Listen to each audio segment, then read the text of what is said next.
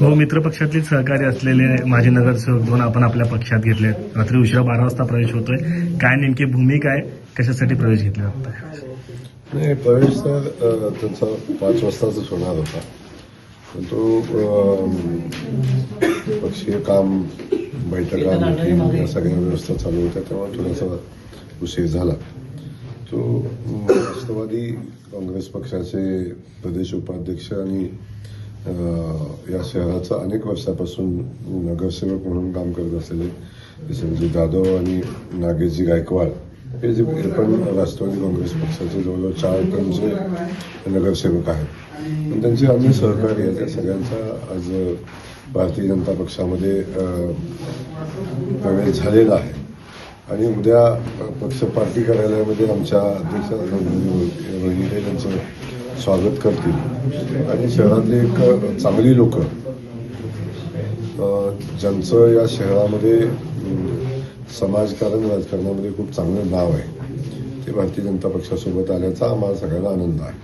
भाऊ, कुठेतरी एके ठिकाणी महायुतीच्या चर्चा सुरू आहेत, अजूनही त्या अंतिम टप्प्यात आलेल्या नाहीये, म्हणजे अजूनही निर्णय झालेला नाहीये. दुसरीकडे मात्र मित्रपक्षातले लोक आपण पक्षात घेत आहे. याचा अर्थ महायुती होणार नाही आणि केवळ भाजप स्वबळावर लढणार हे निश्चित आहे असं मानलं जायचं आता? नाही, असं अजिबात नाही आहे. महायुतीच्या संदर्भातली चर्चा चालू आहे आणि आमची भारतीय जनता पक्ष म्हणून महायुती करण्याचीच मनापासूनची आमची भावना आहे. प्रत्येकाने आपापल्या क्षमतेप्रमाणे जर आपला हिस्सा मागितला तर महायुती व्हायला कुठली अडचण येणार नाही. उद्या आम्ही शिवसेनेच्या आमच्या मित्रपक्षाशी आमची उद्या बैठक आहे, त्याची चर्चा आम्ही उद्या करू आणि उद्या 1-2 दिवसात आम्ही महायुतीचा निर्णय फायनल करू. भाऊ, मुंबईत होणार का सोलापुरातच हा निर्णय होणार आहे महायुती बाबतीचा? महायुतीचा निर्णय सोलापूरमध्येच होईल आणि आम्ही आमच्या मित्रपक्षाशी उद्या आम्ही चर्चा करू आणि येणाऱ्या 1-2 दिवसामध्येच त्याचा निर्णय जाहीर आम्ही करू आणि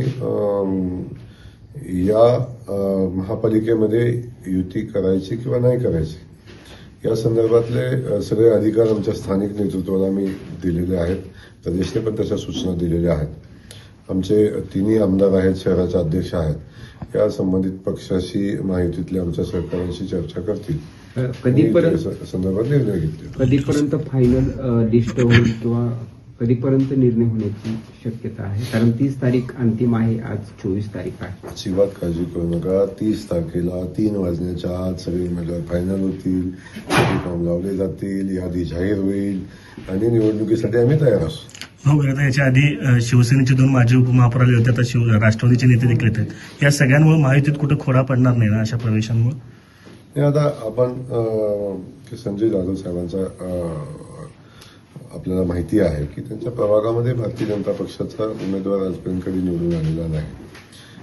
नागेशजी असतील, त्यांनी खूप वर्ष काम केलेलं आहे, त्यामुळे असा काही खोडा पडण्याचे फार चान्सेस कमी आहेत.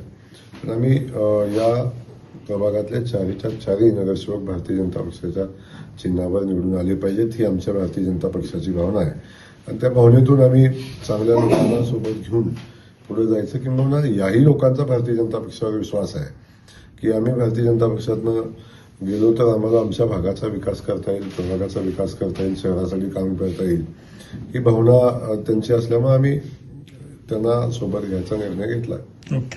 जयेश दर्बी कलेक्शन कॉटन, लिनन यासह अनेक ब्रँडेड कंपन्यांच्या शूटिंग शर्टिंगसाठी जयेश दर्बी कलेक्शन, 7 रस्ता मोदी पंकाविरी जवळ सोलापुर. सोलापुर के इतिहास में पहली बार छोटे फंक्शन के लिए हॉल रेंट होगा 0 रुपए। स्पाइस एंड आइस इवेंट्स की सुपर सेवर ऑफर। कोई भी छोटे फंक्शन के लिए आज ही संपर्क करें। Spice end ice events.